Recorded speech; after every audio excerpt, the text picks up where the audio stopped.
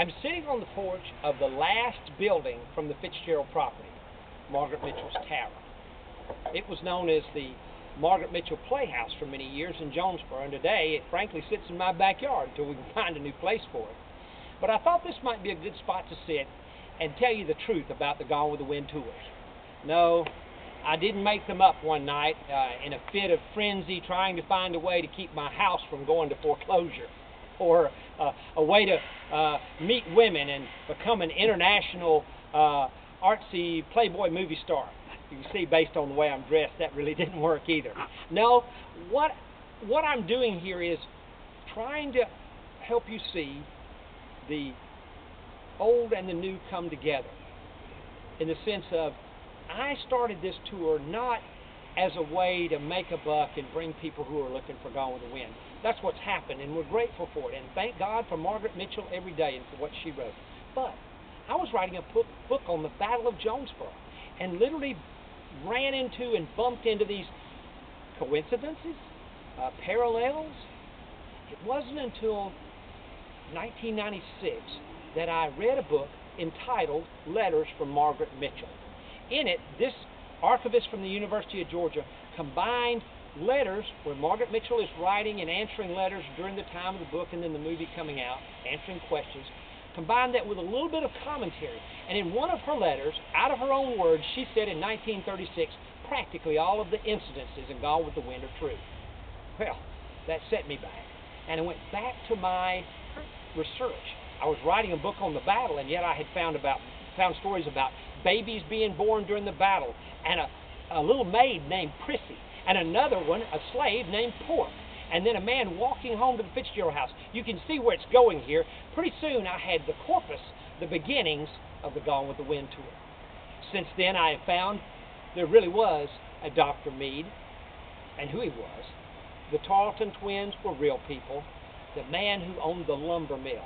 As Scarlett said, we ought to start cutting lumber here because we're going to need it to rebuild Atlanta.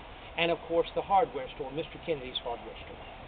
Those stories have come together to combine to make this tour. Not something that we did just for the novelty of it. I just want you to understand and see that I myself am as amazed by it as you may be. And we hope you'll come and be a part of it. If I might end with this. In 1936, Margaret herself said, practically all the incidences in Gone with the Wind are true. In 1972, her friend Wilbur Kurtz, who was the historian and the consultant on the scene there in Hollywood when they filmed it, said to Miss Smith in Jonesboro, if they want to know where it all happened, ride the Red Earth Trail from Jonesboro to Fayetteville.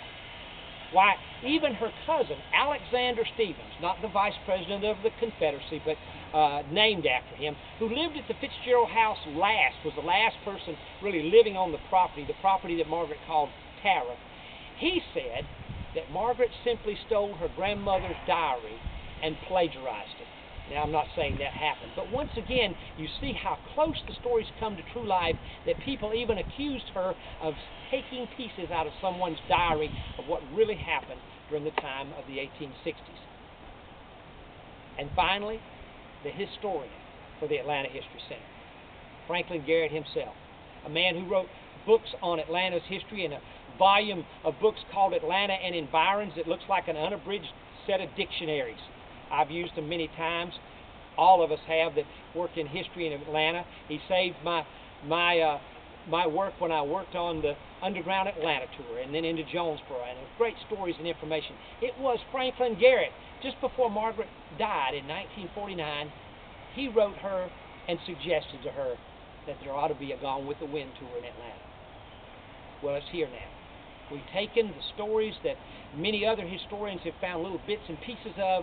I've brought those in together, and I am indebted to them. But most importantly, I'm indebted to the little lady from Atlanta, Margaret Mitchell, whose magic was to take all these little stories and combine them together in this great work of American art. Thank you. I'm Peter Barber.